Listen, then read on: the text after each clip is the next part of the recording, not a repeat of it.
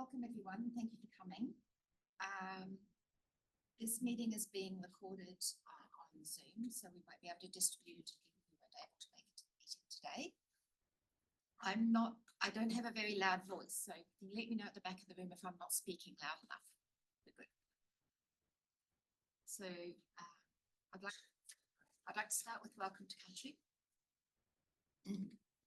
The University of Melbourne acknowledges the traditional owners of the unceded land on which we work, learn and live, the Wurundjeri, Wurrung and Burrawong peoples, Burnley, Fisherman's Bend, Parkville, South Bank and Werribee campuses, the Yorta Yorta Nation on Dupi and Shepton campuses, and the Dajamawong people at Prison campus.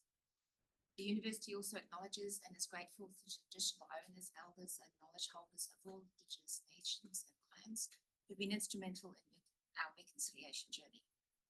We recognise the unique place held by Aboriginal and Torres Strait Islander peoples as the original owners and custodians of the land and waterways across the Australian continent, with histories of continuous connection dating back more than 60,000 years. We also acknowledge their enduring cultural practices of caring for country. We pay respect to elders past, present and future, and acknowledge the importance of Indigenous knowledge in the Academy. As a community of researchers, teachers, professional staff and students, we are privileged to work and learn every day with Indigenous colleagues and partners. Making this acknowledgement of country, we commit to respectful and responsible conduct towards all others according to traditional laws of the land, particularly at times of formal ceremony. So the brief event schedule, I'm going to use this as an introduction because there's a few people in the room here who are very important to the information that we're trying to convey through today. My name is Vicky Perreau. I'm the course coordinator, and I also coordinate the research projects for the Master of Science Bioinformatics. On my right here is Stephen Morgan, who is a past student and now a lecturer in one of our very important courses at Master of Science Bioinformatics. Over here we have Ankita Shah from the Faculty of Science, who's going to talk to you about the enrolment processes for this course. Grace Hall is at the back of the room, and she will talk to you about the course, that subject that she coordinates in our master's course, and she is also a past student, we're pleased to say.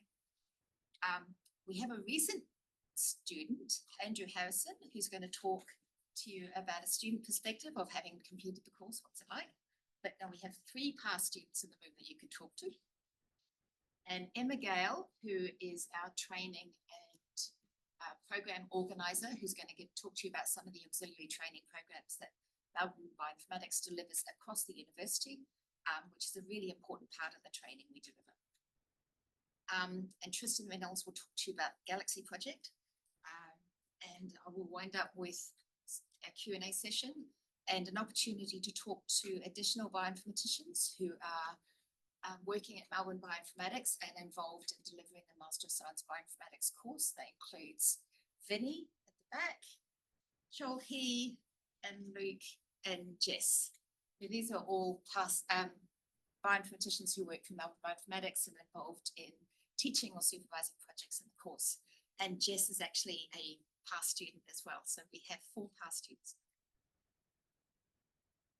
So the Master of Science Bioinformatics course has been offered at the University of Melbourne since 2010. So I think we're in our 15th year of celebration here.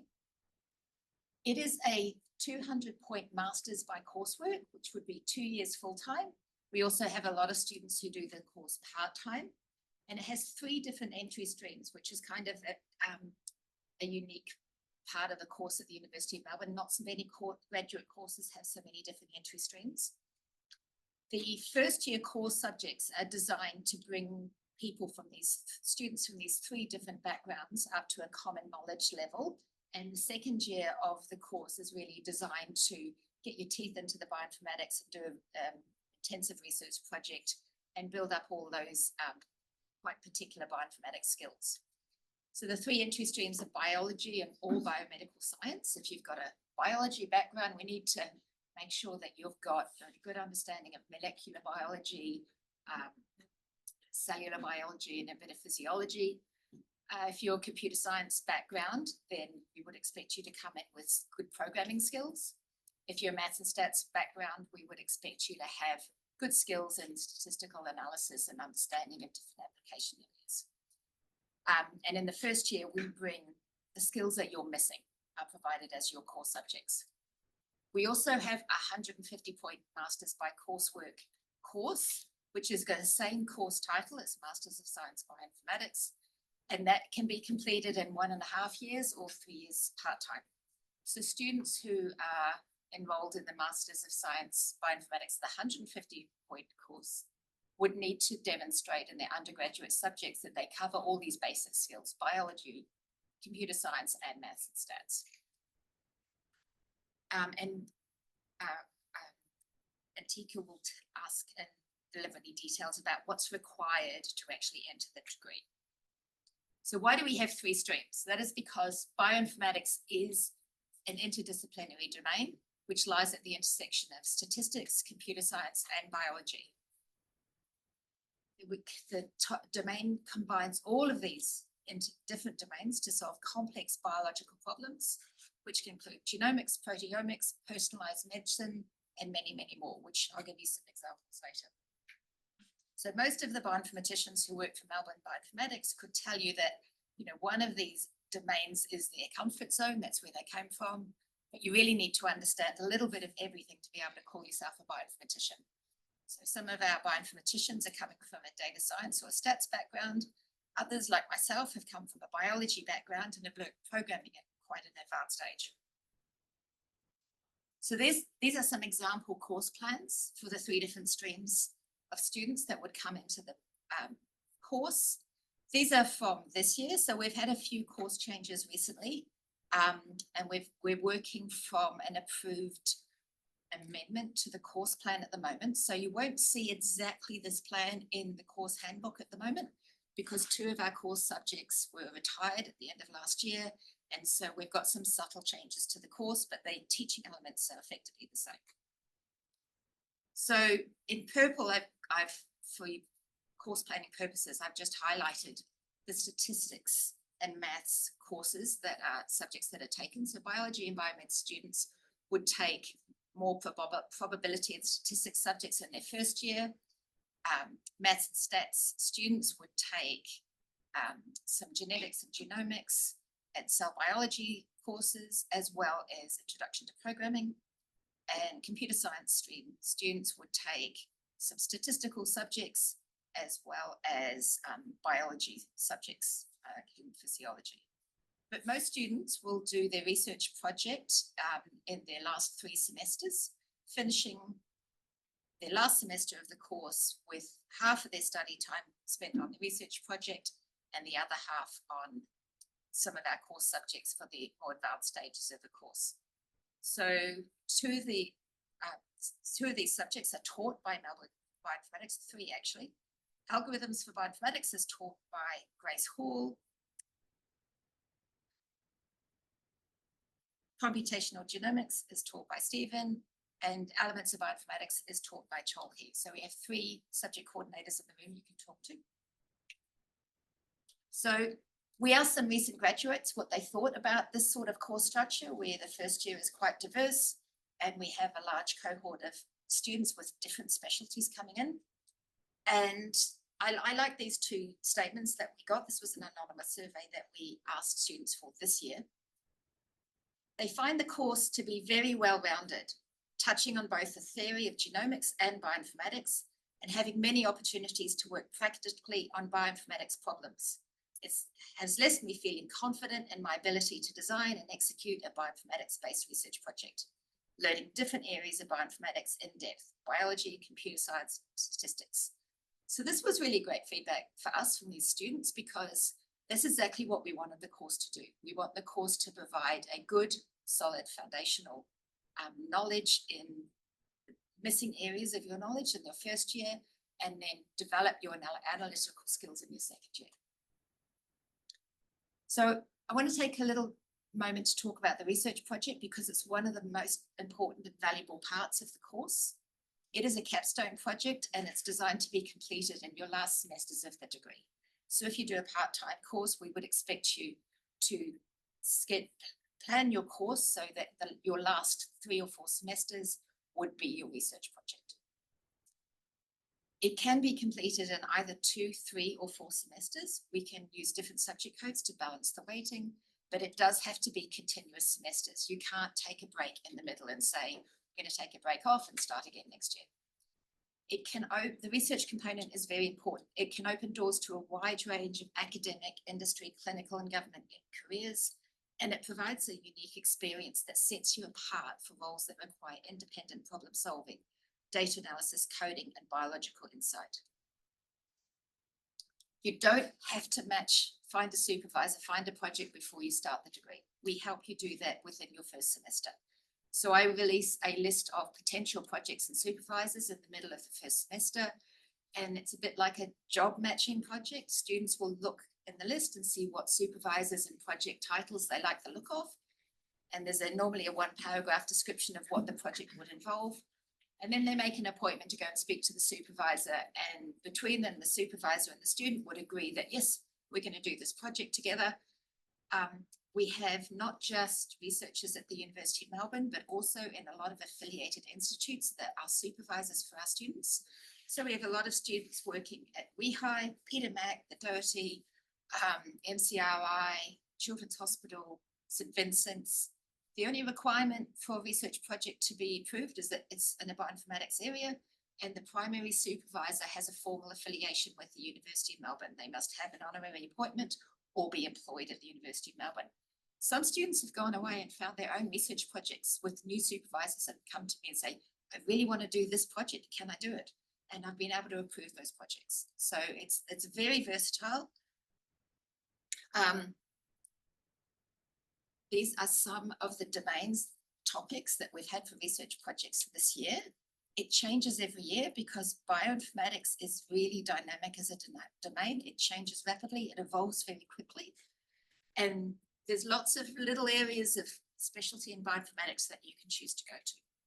So in addition to working on a particular biological challenge, we have some students that are really interested in developing code and tools to use in bioinformatics, and they do a much more analytical process. They're designing tools, they need to have the statistics to understand how the tools work and get the interfaces working. So we have a lot of different types of project. They're not all biological research.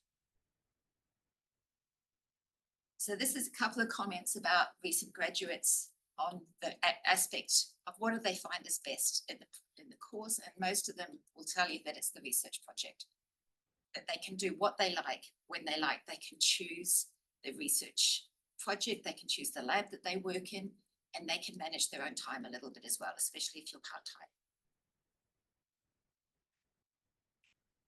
So I could go on for a long time about the variety of careers that people with bioinformatics skills can go into.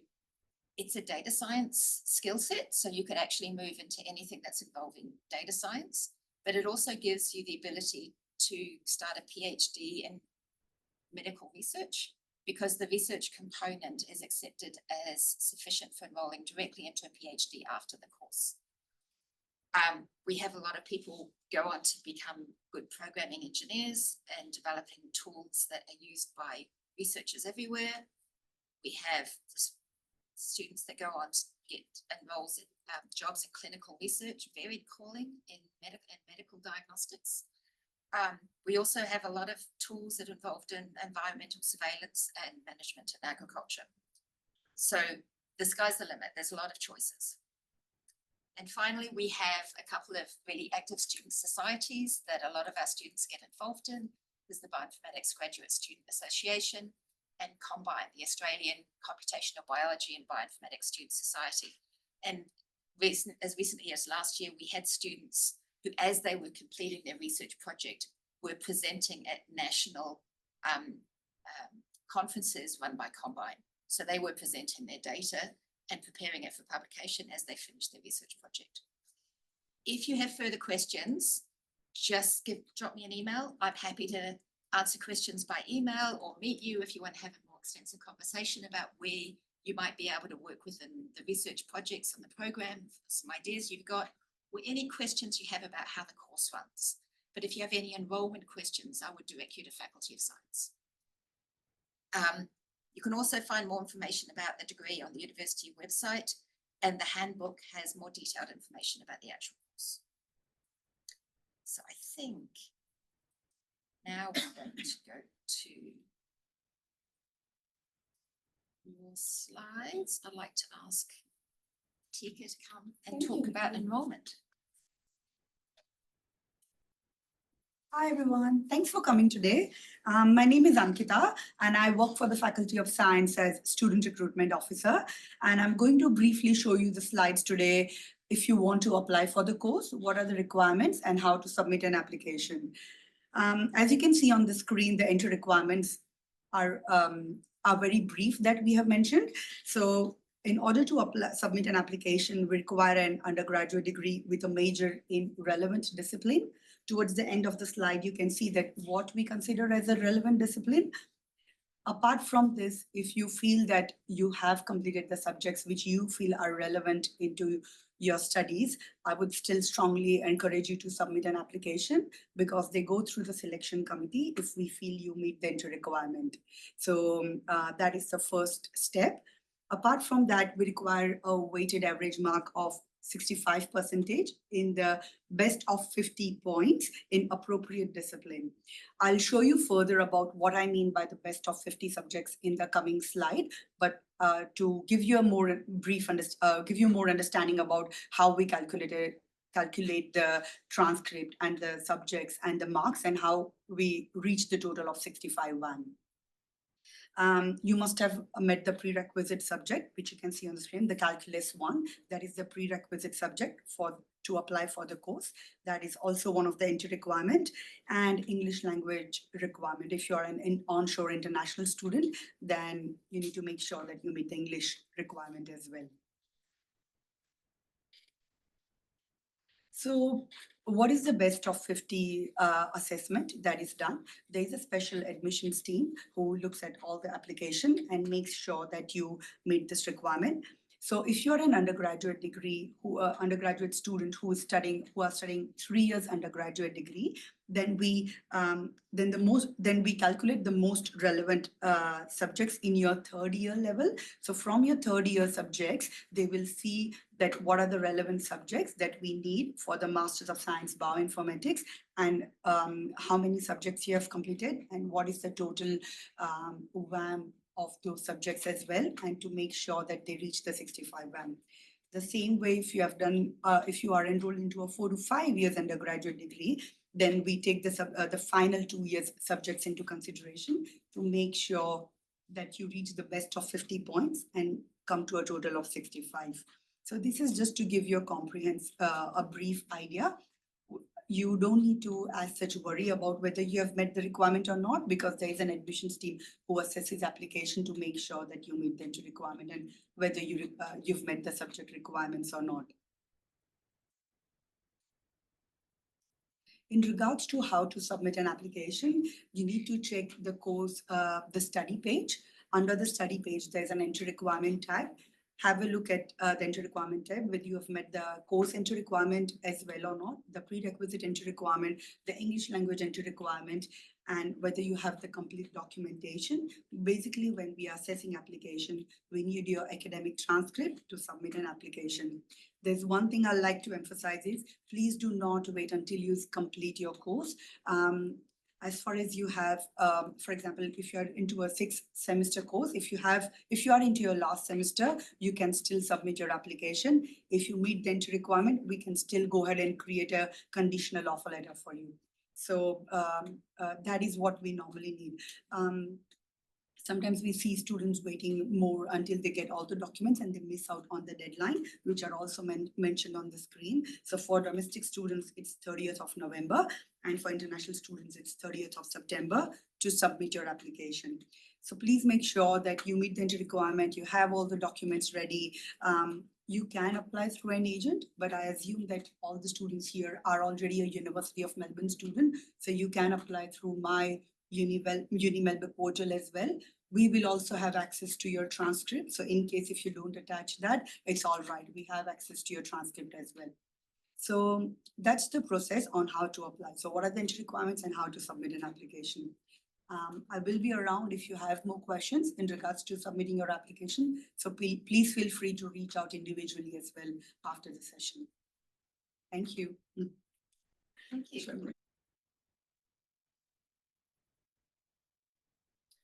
All right, great. Hi, I'm Stephen. I'm from the University of Melbourne here at Melbourne Bioinformatics. I'm a bioinformatician here. Some of you will recognize me from earlier in the week. As Vicky said, I am also the subject coordinator of computational genomics. So this is a subject that students in the Master of Science Bioinformatics take, and I'm going to tell you a little bit about it in the next couple minutes or so.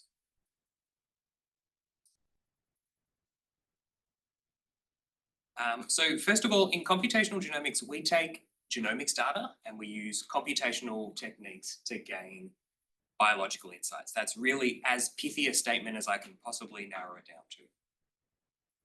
And really the best thing about computational genomics is that, like Vicky said, it's a really interdisciplinary field. So we have a really diverse student cohort. We've got students from all kinds of different academic backgrounds, from different career stages, and also students from all around the world. This is a subject that sits at the intersection of so many fields. So biomedicine and data science and mathematics and genetics and ecology, computer programming, statistics, agriculture, software engineering, plenty more.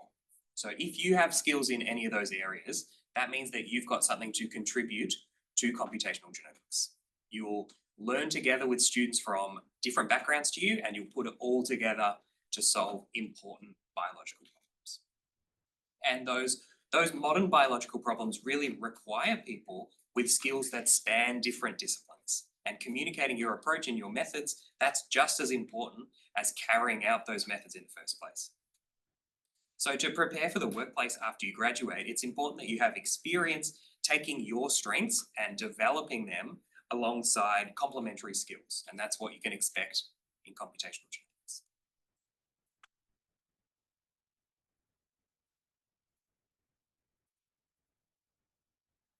Now, of course, there's been a huge increase in the amount of genomics data available in genomics databases. So these data come from all around the world. They relate to different applications. It could be data from human cancer patients. It could be data from a promising new variety of rice.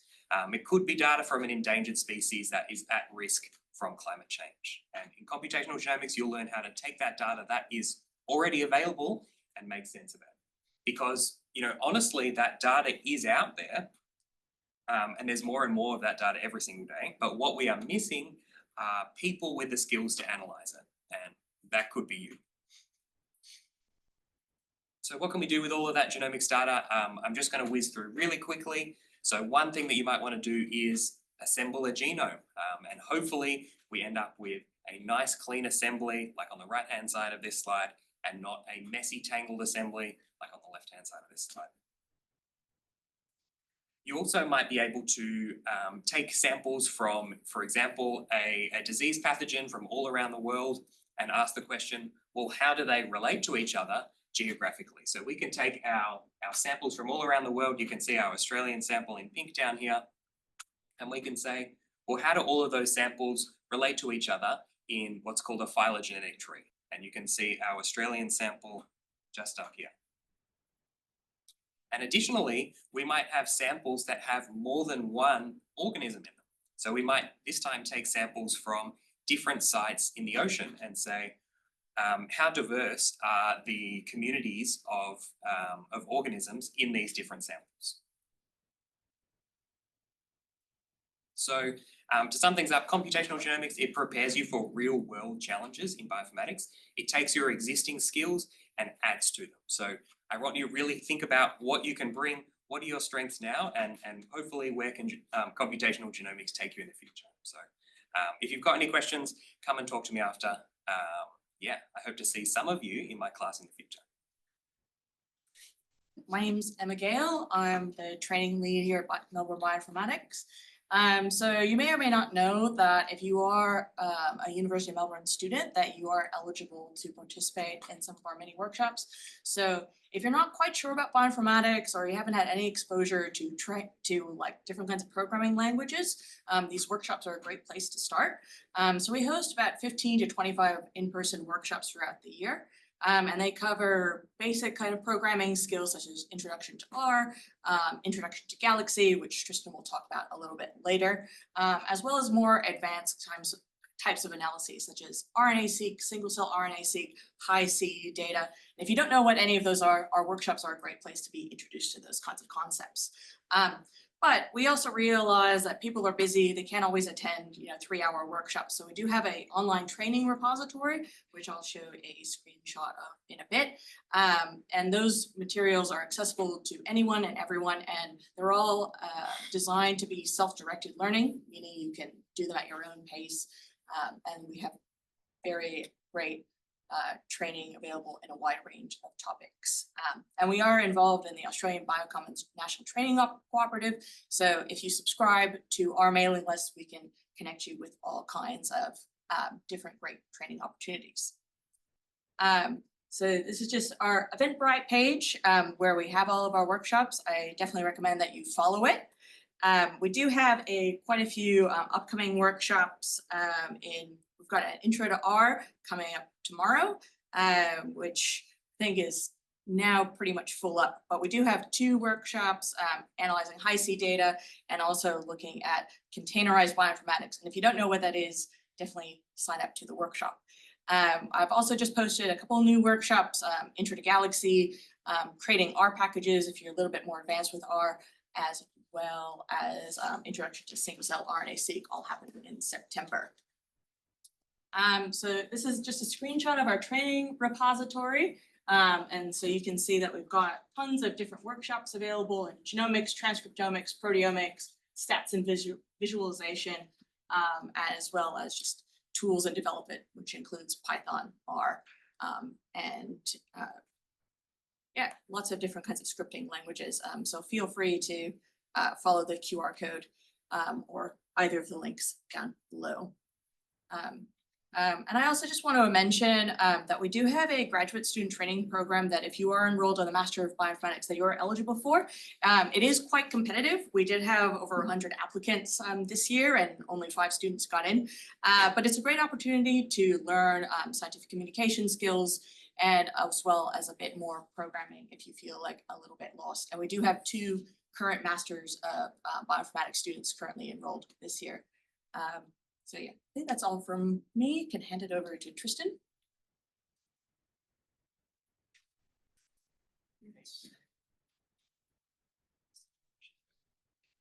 Thank you, Emma. So hi, I'm Tristran Reynolds and I'm the Galaxy Outreach Specialist. So my role in Melbourne Bioinformatics is to provide training and support with using Galaxy Australia. So if you haven't heard of Galaxy Australia, this is a screenshot of what the platform looks like. It's a web-based, so an online platform, which enables you to analyze your data without needing to know how to code or use the command line.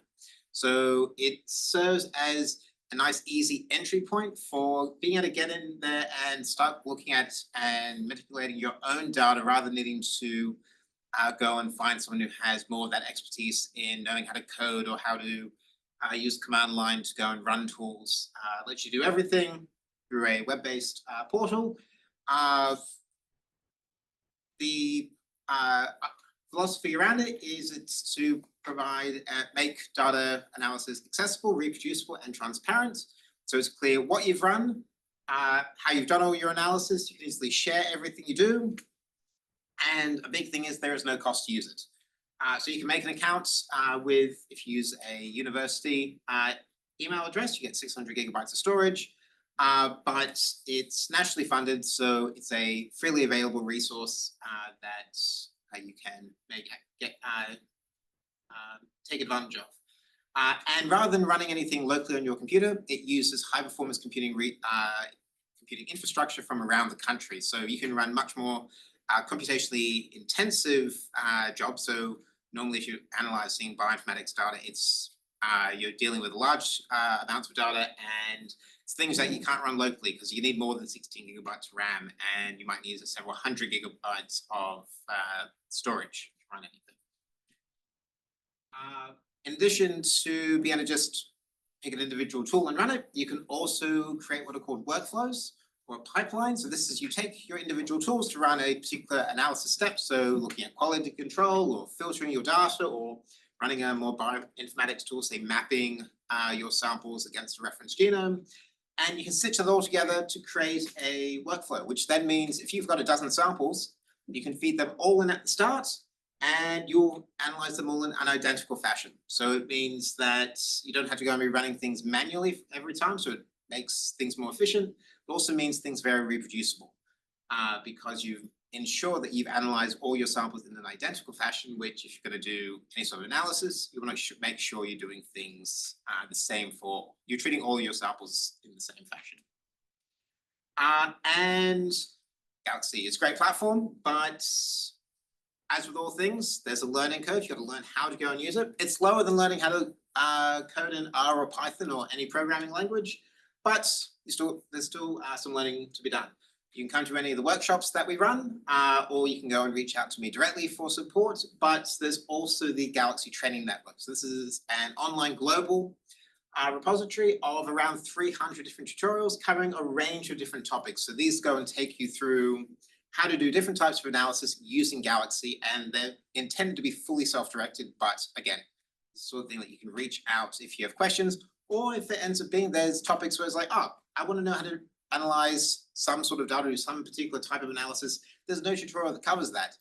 That's the sort of thing which it's an ever-evolving repository. So that's the sort of thing that you can reach out to go and be, it's like, oh, I'm interested in this, it's not available there, and work together to go and create new material to go on there. So it's a fully open source project which anyone can go and contribute to.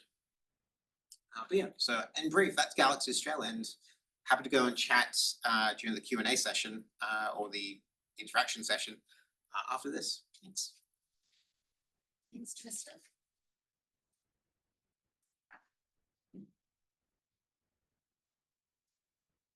So much. Hi, I'm Grace, and I'm the subject coordinator and primary lecturer for algorithms for bioinformatics. So you've heard a bit about bioinformatics as a whole, and the whole idea is we're trying to refine this data that we have, this huge amount of data, into something meaningful. And that's what we explore in my subject, the core algorithms which actually make that possible. And these algorithms are quite important because when they were originally created, they solved some sort of challenge that had just never been solved before.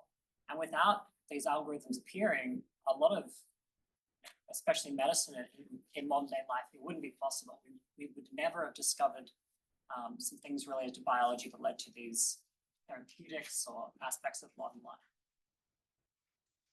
So in my subject, we will explore these key software tools and the algorithms at the center of those tools.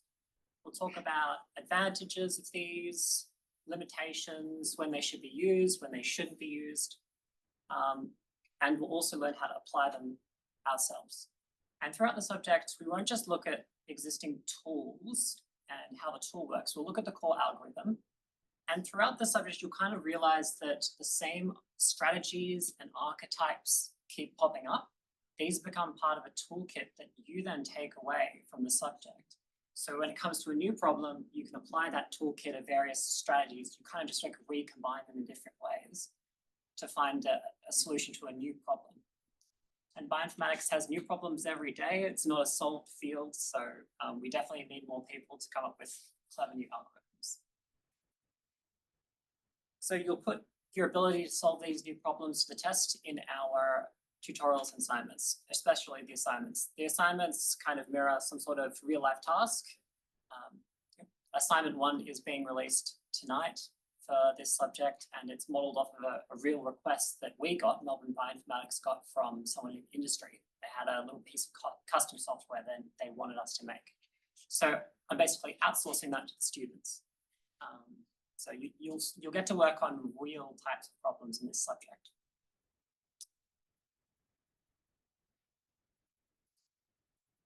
We cover the full gamut I would say, of genomics algorithms, as well as delving into machine learning.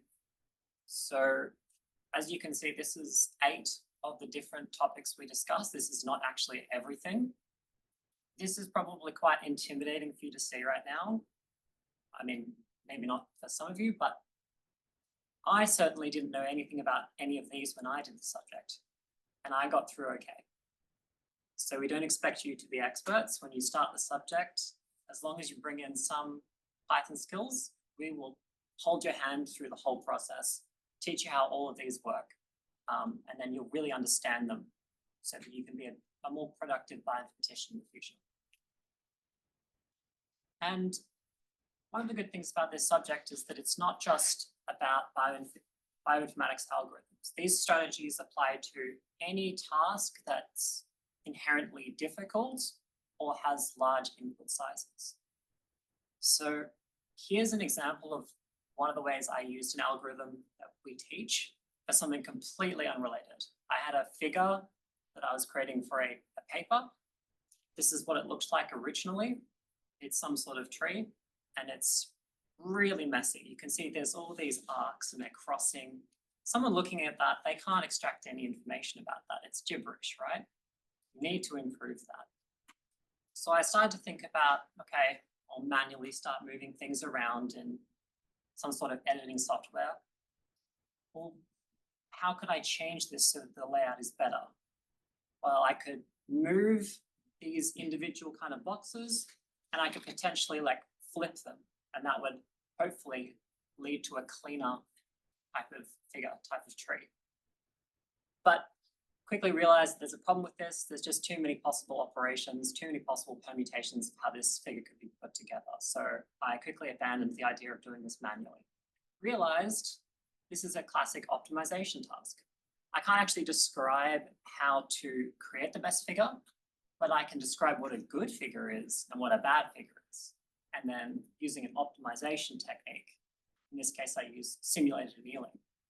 The optimizer just kind of goes towards the best solution. So I was able to turn this layout into this.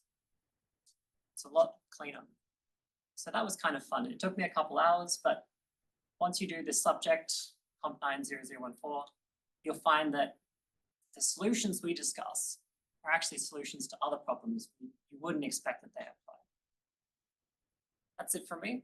So nice to meet everyone. Feel free to talk to us after if you'd like. Thanks, Grace. Andrew, I'll put your slides up. Hi, I'm Andrew. I've been invited to share some of my experience. I'm a second year Masters of Science Bioinformatics student, currently in my last semester.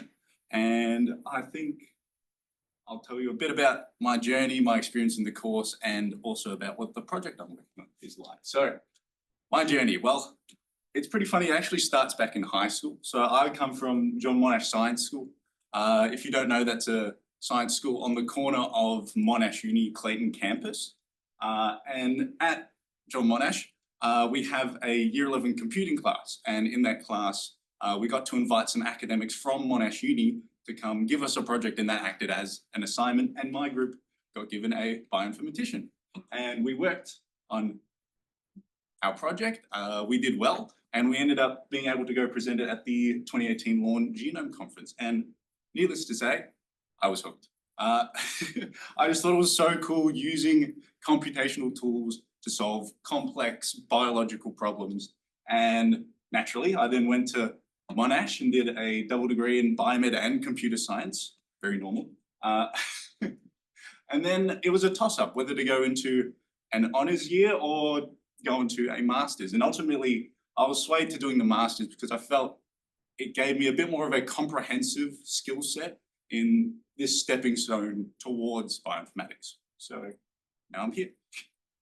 My learning experience, well, when you first get into bioinformatics, it can be a little overwhelming. There are so many different tools, algorithms, workflows, pipelines, research areas as well. They've put a little board up with them as well.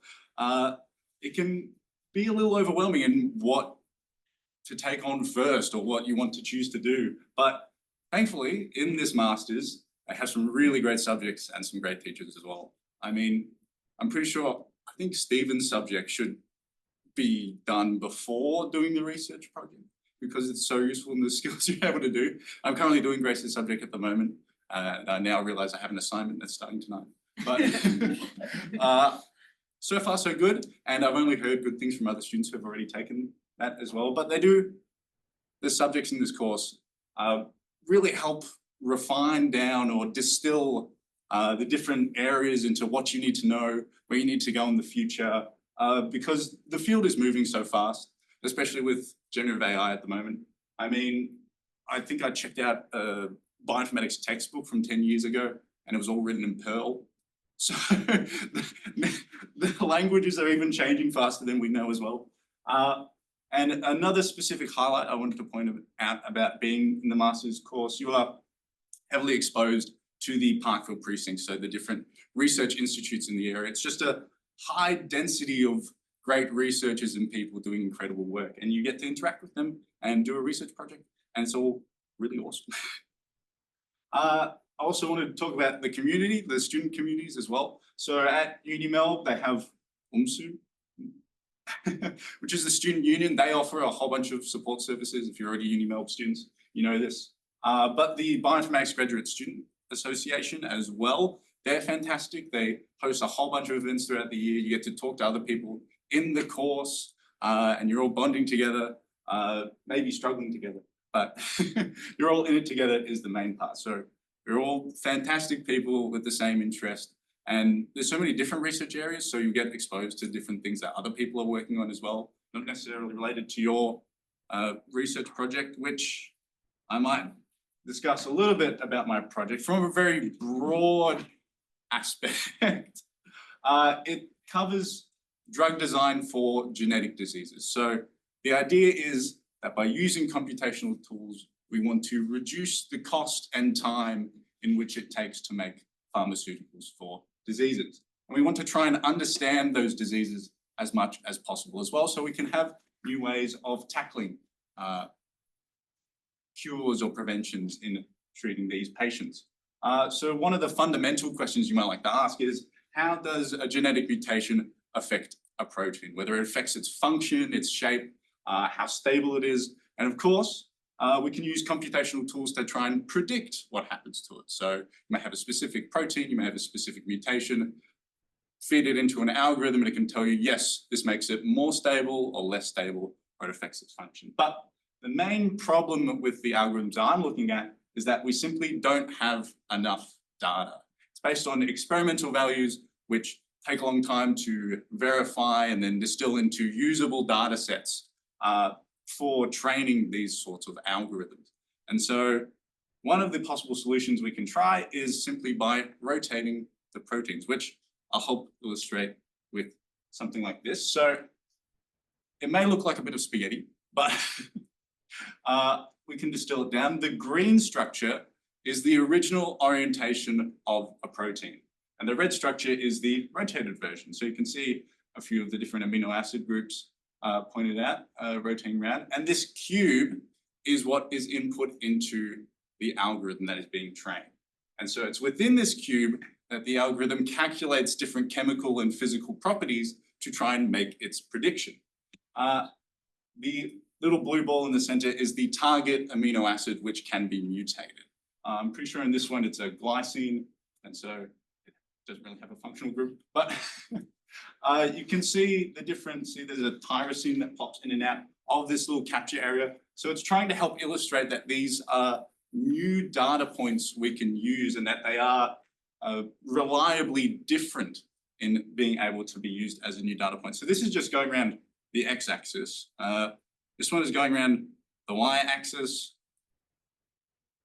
I wonder if you can see another tyrosine sort of pop into frame and then pop out of frame, as well as phenylalanine scrolling down the bottom. So these are usable different data points that can be used to help improve our algorithms and try and make them better predictors in whatever we're trying to calculate. And if you're good with motion sickness, this is going around the x and y axis.